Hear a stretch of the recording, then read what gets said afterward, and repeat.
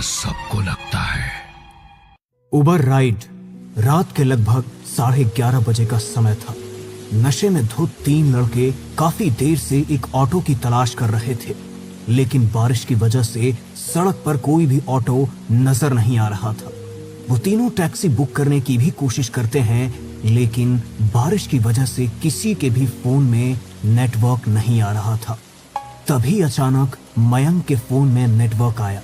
उसने Uber app खोलकर check की तो उनकी लोकेशन के पास एक कैब दिखाई दी। अरे मिल गई टैक्सी, जल्दी से बुक कर लेता हूँ वरना ये भी निकल जाएगी। मयंक ने टैक्सी बुक की। थोड़ी ही देर में टैक्सी उनके सामने आकर रुकी।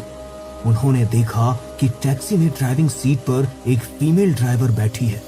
नशे की हालत में फीमेल ड्राइवर को देखकर उन तीनों की आंखें चमक उठी। वो आकर टैक्सी में बैठे और उन तीनों की नजर मानो उस फीमेल ड्राइवर पर ही अटक गई हो। Sir OTP? ओटीपी भी बता देंगे, पहले अपना फोन नंबर बता दे तो चलेगा क्या? टैक्सी ड्राइवर पायल ने धीरज की बात का कोई जवाब नहीं दिया। तभी मोहित बोला, अरे क्यों इतनी खूबसूरत लड़की को परेशान करता है? ओटीपी है 1434। मैडम आप इसकी बात का बुरा मत मानिएगा, थोड़ा पीकर टाइट है आज। तुम्हें डर नहीं लगता क्या कि कहीं तुम्हारे साथ कुछ ऊंच नीच ना हो जाए? वैसे भी आजकल जमाना कुछ अच्छा नहीं है। वो तो हम जैसे सीधे साधे लड़के आपको मिल गए, वरना आपके साथ कुछ भी हो सकता है। नहीं सर, मैं पिछले 3 साल से रात में टैक्सी चला रही हूँ, इसलिए आपको मेरी चिंता करने की कोई जरूरत नहीं है। आप मेरी टेंशन मत लीजिए। क्या सोलर सिस्टम है क्या इसमें? ये मेरा काम है, मुझे इसमें कोई परेशानी नहीं है। अरे ऐसे कैसे ना ले टेंशन? इतनी खूबसूरत लड़की रात में टैक्सी चलाने के लिए निकलेगी तो टेंशन तो हो ही जाएगी ना। वैसे अगर आपको काम की इतनी जरूरत है तो मैं आपको काम दे सकता हूँ, आप मेरे साथ चलिए ना। नहीं सर, मुझे कोई काम नहीं चाहिए, मैं ठीक हूँ। वैसे आपको अशोक मोहल्ले में कहाँ जाना है? जहाँ तुम लेकर जाओगी हम तो वहीं चल पड़ेंगे, पर मुझे तुम्हारे लिए बहुत बुरा लग रहा है।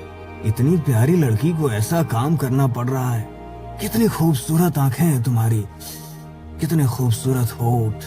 इतना बोलकर मयंक ड्राइवर पायल का चेहरा छूने लगता है, जिससे वो बहुत ज्यादा अनकंफर्टेबल हो जाती है। वो मयंक का हाथ हटाने की कोशिश करती है तो मयंक उसकी तरफ देखकर एक अजीब सी स्माइल देता है। सर प्लीज आप थोड़ा ठीक से बैठिए, वरना गाड़ी का बैलेंस बिगड़ जाएगा। ओह सॉरी, मुझे पता नहीं था कि आपको बुरा लग जाएगा। इतना बोलकर मयंक जोर जोर से हंसने लगा और उसके साथ साथ उसके दोनों दोस्त धीरज और मोहित भी पायल को देखकर एक क्रीपी सी स्माइल देने लगे। वो बार बार उसे टच करने की कोशिश कर रहे थे, जो कि पायल को बिल्कुल भी अच्छा नहीं लग रहा था।